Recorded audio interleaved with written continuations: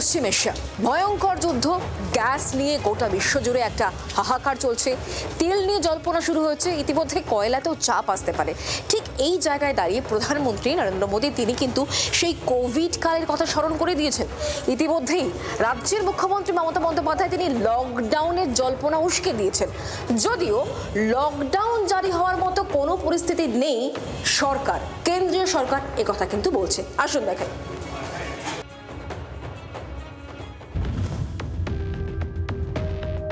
There are some leaders who are going about saying there will be lockdown and so on.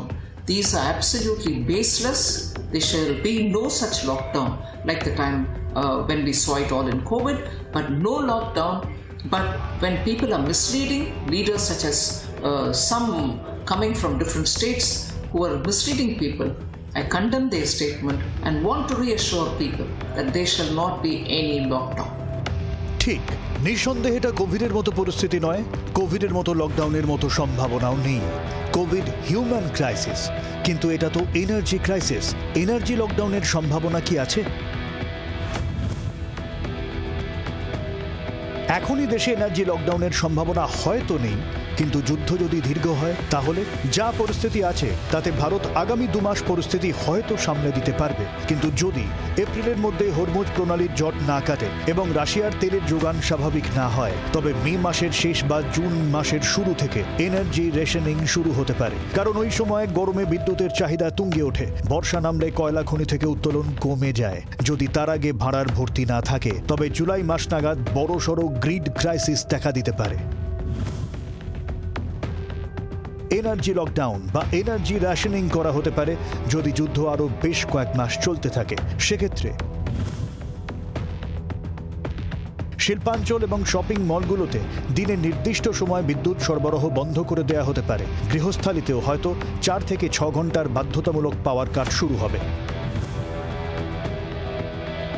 Petrol পাম্পে ব্যক্তিগত গাড়ির জন্য তেলের সীমা বেঁধে দেওয়া হতে পারে, শুধুমাত্র জরুরি পরিষেবা আনলিমিটেড তেল পাবে।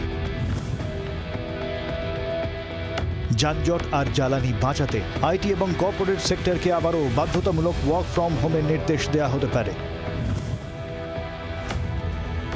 যুদ্ধ যদি দীর্ঘ হতে থাকে, ভারত যদি এনার্জি লকডাউনের পথে হাঁটতে বাধ্য হয়, তাহলে বেশ কিছু ক্ষেত্রে সরাসরি প্রভাব পড়তে পারে। তেল, গ্যাস, কয়লার দাম বাড়বে হুড়মুড়িয়ে। সবচেয়ে বড় কোপ পড়বে ট্রাক ও লজিস্টিক্সে। ডিজেলের আকাল হলে পণ্যবাহী ট্রাক চলাচল কমে যাবে, ফলে বাজার থেকে উধাও হতে পারে সবজি, দুধ বা চালের মতো নিত্য প্রয়োজনীয় জিনিস। দাম বাড়তে পারে হু হু করে। ইস্পাত, সিমেন্ট বা অটোমোবাইল কারখানায় বিপুল বিদ্যুতের প্রয়োজন হয়। বিদ্যুৎ না পেলে উৎপাদন বন্ধ হবে, যা সরাসরি দেশের জিডিপিতে ধস নামাবে। কর্মী ছাঁটাইয়ের আশঙ্কা বাড়বে। তেল আর কয়লার আকাল মানেই ইলেকট্রিক বিল আর যাতায়াত খরচ আকাশ ছোঁয়া হওয়া। মধ্যবিত্তের সেভিংস শেষ হয়ে যাবে কেবল দৈনন্দিন খরচ মেটাতে। যুদ্ধ এখনই থামার কোনো আশা নেই, ফলে ভারতের কাছে এখন একমাত্র রাস্তা হলো রাশিয়ার সাথে পেমেন্ট জট কাটিয়ে দ্রুত তেল আনা, রেলের রেক বাড়িয়ে বিদ্যুৎ কেন্দ্রে কয়লা পৌঁছানো। তা না হলে এনার্জি লকডাউন ছাড়া গতি নেই বলেই মত বিশেষজ্ঞদের।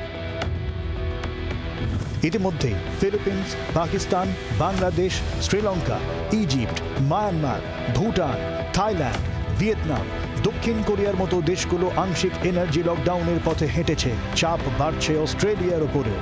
ভারত কি করবে? ব্যুরো রিপোর্ট, জি 24 ঘন্টা। বাংলার আওয়াজ, বাঙালির আবেগ, জি 24 ঘন্টা।